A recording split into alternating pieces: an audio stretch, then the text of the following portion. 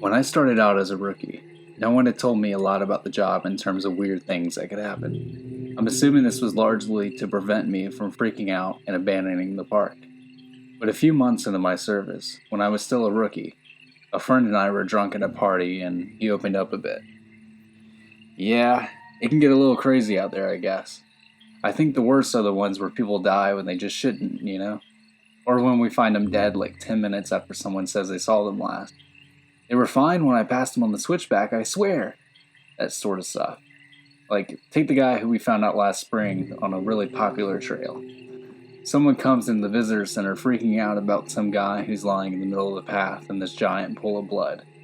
So we run out there and we find this guy dead as a doornail, which he absolutely should be, because the back of his head is like mashed potatoes. The skull is decimated. Brains are leaking out like custard filling, and the guy is so old, so you figure, yeah, he probably fell and hit his head. Old people fall all the time, it's no big deal. Except that this area where he fell doesn't have any big rocks. It's not even stumps or big branches. On top of that, there's no blood trail, so he clearly died where he dropped. Now that's when you turn to murder, but there were people just out of line of sight with the guy. If someone came up behind him and murdered him, there's no way someone would have heard. And again, even if someone had, there had been a blood trail, spatter all over the place. But everyone on the scene said it looked exactly like he'd fallen and smashed his head on a rock. So what the fuck did he hit his head on? And then there was this lady I found in a different park about 5 years ago, back when I was upstate. We found her in the middle of a stand of big junipers, curled around the trunk like she was hugging it. We pick her up to move her, and a fucking waterfall comes out of her mouth, splashes all over my shoes. Her clothes are dry and her hair is dry, but the amount of water in her lungs and stomach was phenomenal. Unreal, man. The coroner's report says the cause of death was drowning. Her lungs were completely full of water. This, even though we're in the middle of the high desert and there isn't a body of water for miles. No puddles, no nothing, no signs of anyone else being out there. I mean, yeah, it's possible they were murdered, but why go out of the way to do something like that? Why not just stab them and be done with it? I don't know, it just sits weird with me. Now, of course that freaked me out a little, but we were wasted, and I guess I sort of wrote it off as a fluke. I also assumed there was exaggeration there since, we were wasted. Now, I don't like talking about the next case very much. It was an awful one that I've done my best to forget about, but of course that's easier said than done. This happened about 6 months after the conversation with my friend at the bar, and up until that point, I hadn't really had a lot of weird stuff going down. A few things here and there, and of course the stares, but it's amazingly easy to get used to stuff like that when it's treated as if it's normal. This case was a little different. A guy with Down syndrome in his 20s went missing after his family lost sight of him on a major path. That was odd in and of itself because this guy never left his mom's side. She was absolutely convinced he'd been kidnapped, and unfortunately, a ranger who isn't with the park anymore insinuated that no one was going to kidnap someone. Well, with that kind of disability. Not very tactful, to say the least. We wasted a lot of time trying to calm her down enough to get information about him, and then we put out an official missing persons call. Because of the urgency of the situation, him being mostly unable to function alone, we had local police come in and help us. We didn't find him the first night, which was heartbreaking. None of us wanted to think of him being alone out there. We assumed he just kept wandering and was staying ahead of us. We brought out the Heelys next day, and they spotted him in a little canyon. I helped bring him back up, but he was in bad shape, and I think we all knew he wasn't going to make it. He'd fallen and broken his spine, and couldn't feel his lower half. He'd also broken both his legs, one at the femur, and he lost a lot of blood. He was confused and scared while he was alone, so he probably exacerbated the injuries by dragging himself a little ways. I know it sounds awful, but I was riding in the helicopter with him. I asked him why he wandered off. I just wanted to tell his mother to let her know it wasn't her fault, as he was fading fast and I didn't think she could ask him herself. He was crying, and he said something about how the little sad boy and wanted him to come play. He said the little boy wanted to trade so he could go home.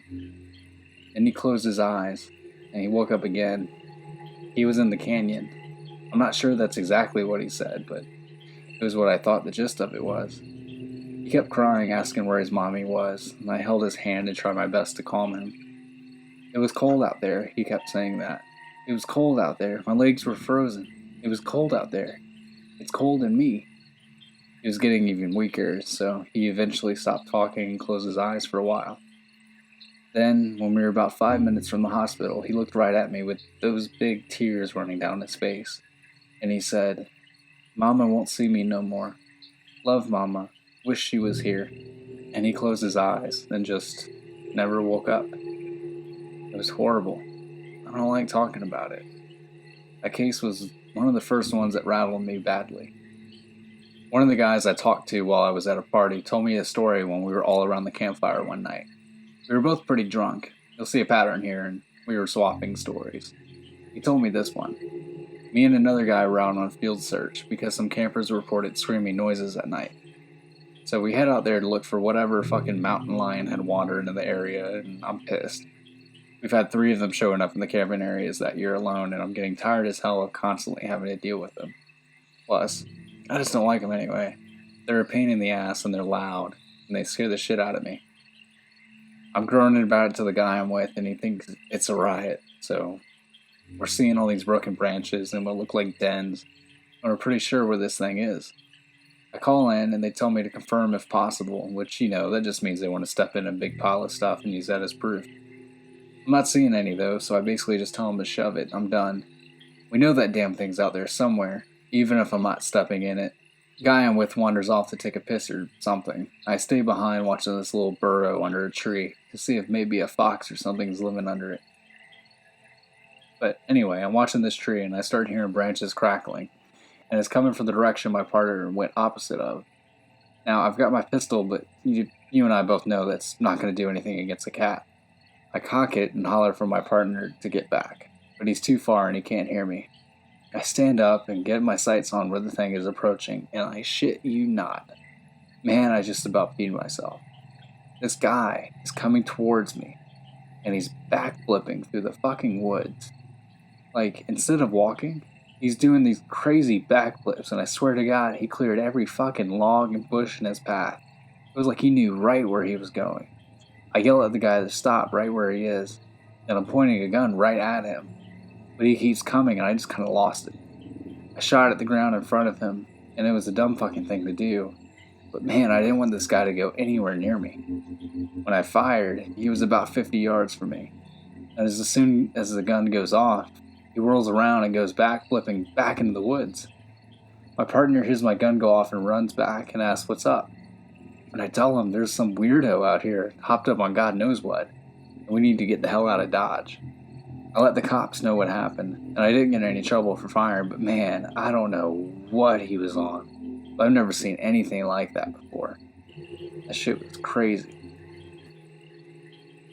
I think we can agree that there's some stuff going on out here in the woods. And while I'm not going to spout off what it could be or offer any theories, what I want people to take away from all this is that it's so important to be safe when you're out there.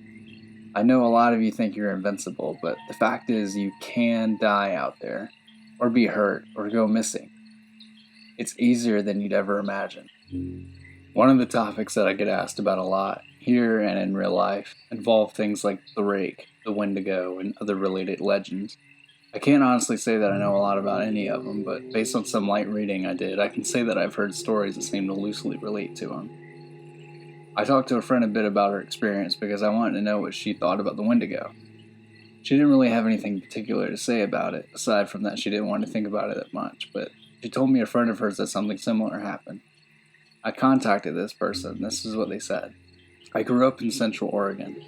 There's a reservation called Warm Springs, about 2 or so hours from where I live. I only mention that because a lot of people in my area have friends there, and a lot of the land in that area belongs to that tribe. When I was a kid, we used to go camping up there. Not on the reservation, of course, but in that area, and I met a lot of kids who grew up there. I got to know one kid really well. His name was Nolan, and we ended up hanging out a lot when our families were in the area. Our folks got to know each other, so we'd all get in touch and camp out around the same time. We camped for about 2 weeks, so we were out there for a long time. Yeah, my dad had an RV, so I guess it wasn't really camping, but we take our tents and stuff and set them up out away from camp most nights. I didn't like sleeping in there because I like being outside. So anyway, sorry, one year Nolan and I were out there. I think we must have been like 12 or so. We wanted to go out and camp near the river because we wanted to try night fishing. I think we must have been about a third of a mile from the main camp. Far enough away that we couldn't hear or see anyone else, I remember that. We were messing around most of the day. I don't really remember much about it, but we ended up building a fire at some point, and I was really impressed because he had this flint or something that he used to start it. I'd never seen anyone do that before, so I thought it was pretty cool. I got him to teach me how to do it. We lit some stuff on fire, which looking back was pretty stupid because it was the middle of fucking summer.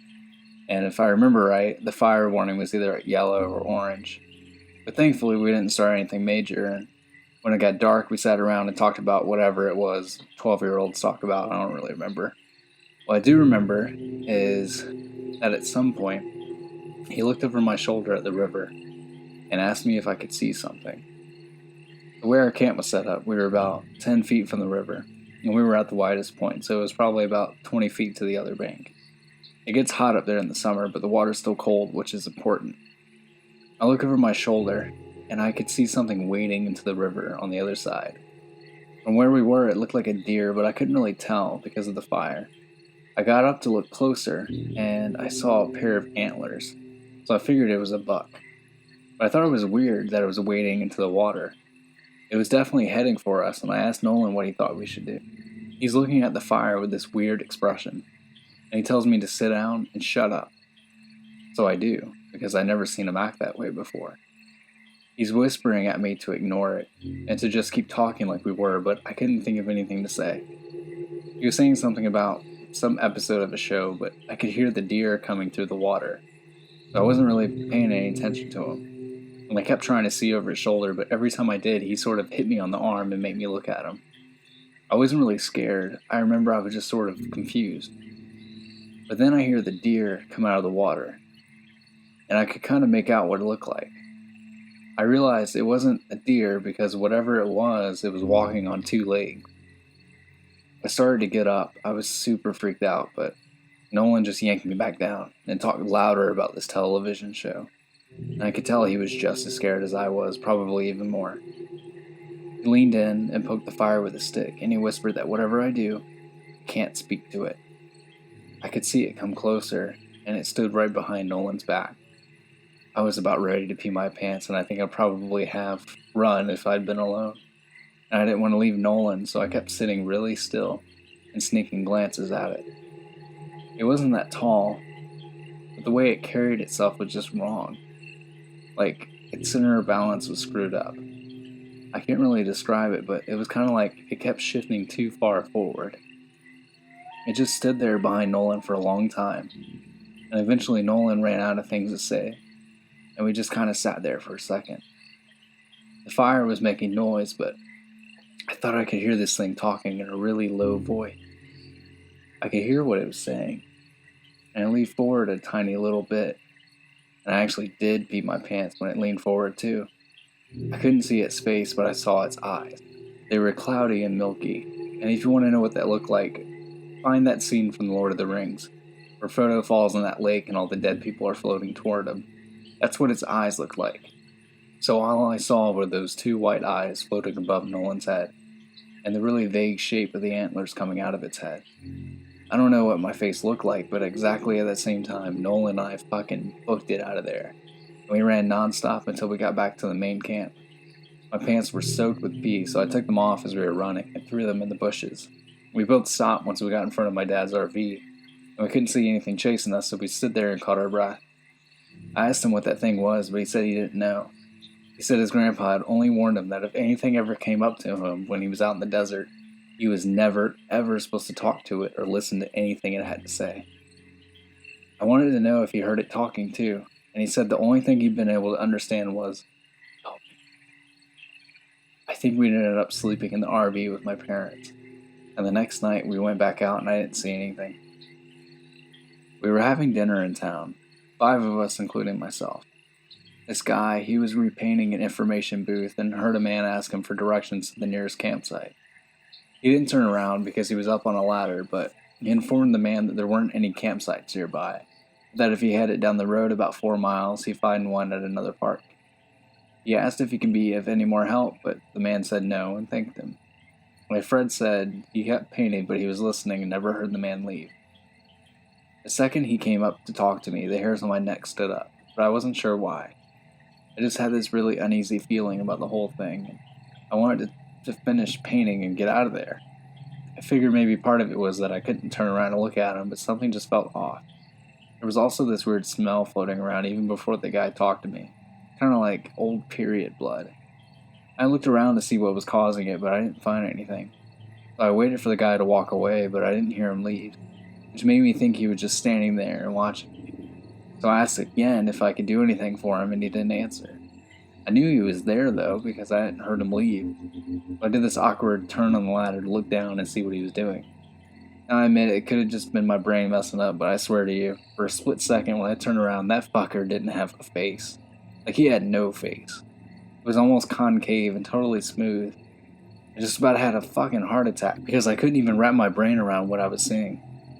I think I started to say something, but there was this kind of pop inside my head, and suddenly he was just a normal-looking guy.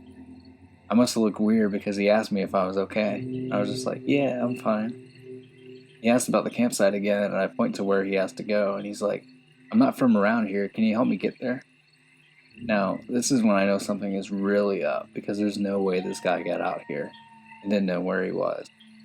And for that matter, there's no car around, so how did he get here in the first place? I said I was sorry, but that I couldn't take him anywhere in a company vehicle, and he was like, please? I don't really know where I am. Can you come with me and help me get there?